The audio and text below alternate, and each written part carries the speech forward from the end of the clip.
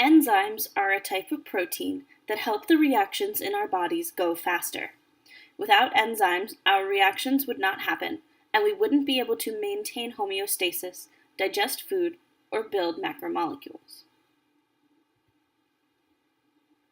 In the last section, we talked about endergonic and exergonic reactions. These were reactions that overall release exergonic or require endergonic energy. However, every reaction needs what is called activation energy to begin. Think about burning wood to make a fire. This is an exergonic reaction because it releases a lot of energy. But why doesn't wood spontaneously burst into flames? Because it requires activation energy. You have to light a match and start the wood burning before it will continue to burn on its own. Activation energy is the barrier that must be overcome for a reaction to begin. Enzymes work to reduce activation energy. They do not change the overall reaction energy. All they do is lower activation energy. By lowering the activation energy, it makes the reaction easier to start, and thus the rate of reactions will be faster. In the image on the bottom, you can see the same exergonic reaction with and without an enzyme. On the left, there is no enzyme, and the reaction energy, the activation energy, is the dark bar, is very high. This will make the reaction proceed very slowly. On the right, you can see that adding an enzyme helps to lower the activation energy, the dark bar, and helps the reaction go faster. But notice that the two reactions, the reactant energy and the product energy, are not changed. The overall energy of the reaction is still the same. This is the light gray bars.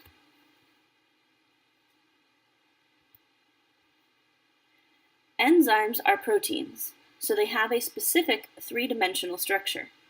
This unique 3D shape determines how they function. If you change the shape of an enzyme, it will change its function. Enzymes will interact with specific substrates. A substrate is the specific reactant that fits into an enzyme's active site. The active site is the location on the enzyme that performs a specific reaction. In the pictures, you can see that the substrates are all shaped so that they fit exactly into the active sites available. When the reaction occurs in an active site, and then the products are released. If a molecule is not shaped to fit into the active site, it will not react with that enzyme. This is what makes enzymes specific. For example, the enzyme lactase will only break down the sugar lactose. No other sugar can fit into the active site. Enzymes are called catalysts because they increase the rate of reactions. So the process of this is called the catalytic cycle. The first step is the enzyme is available with an empty active site. Then the specific substrate binds into the active site. This is a very tight fit called an induced fit. In the 3D image on the left, you can see the reality of the tight fit as the red substrate is inside of the blue enzyme. This is what an induced fit means. It's a tight fit, kind of like two puzzle pieces. The third step is the actual reaction. The reactants get turned into the products. The final step is that the products are released. This leaves the enzyme active site available again, and the cycle can begin again with a new product. One of the important things to notice about this cycle is that the enzyme is going to be reused. The enzyme does not get destroyed during this cycle, and it can be reused again. This is a really effective adaptation, so we don't need to make tons and tons of different enzymes to be efficient.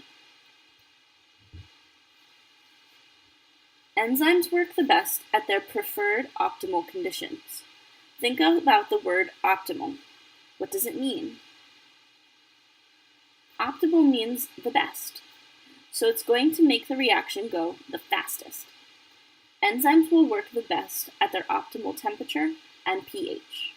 If the temperature or pH is too extreme, like an extremely hot liquid or something very acidic, then the protein will be destroyed. The word for this destruction is denatured. Once an enzyme is denatured, it can no longer be used. We do this when we cook food. When you cook an egg, you're denaturing the proteins in the egg white that cause them to change from translucent to white in color.